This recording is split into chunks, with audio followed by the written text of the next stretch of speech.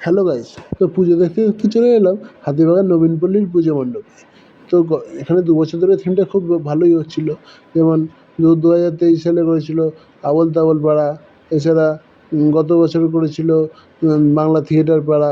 তো এবার দেখা যাক কী করেছে। তো চলুন। তো গাইস প্যান্ডেলে ঢুকতে ঢুকতেই দেখতে পেলাম যে একটা গান্ধীজির মূর্তি লাগানো, একটা ছবি লাগানো। তো বোঝাই যাচ্ছে এখানে একটা বিদ্রোহ ব্যাপার হচ্ছে। এখানে অনেক বিপ্লবী, অনেক বিদ্রোহীর যারা ভারতের স্বাধীনতার জন্য প্রাণ দিয়েছিলেন তাদের অনেকের ছবি রয়েছে, অনেকের মূর্তি রয়েছে, নানান রকম প্রতিকৃতি রয়েছে, নানান রকম ছবি রয়েছে। নিচে সেই সময় স্বাধীনতা জন্য যারা প্রাণ দিয়েছিল বা বিদ্রোহ করেছিল, অনুশীলন সমিতি, নানান রকম এইসবের ছবি রয়েছে। অসহযোগ আন্দোলন করেছিল গান্ধীজি, অনেকের ছবি রয়েছে। আবার কামান গোলা বন্দুকও রয়েছে, যেরকম মিউজিয়ামে থাকে।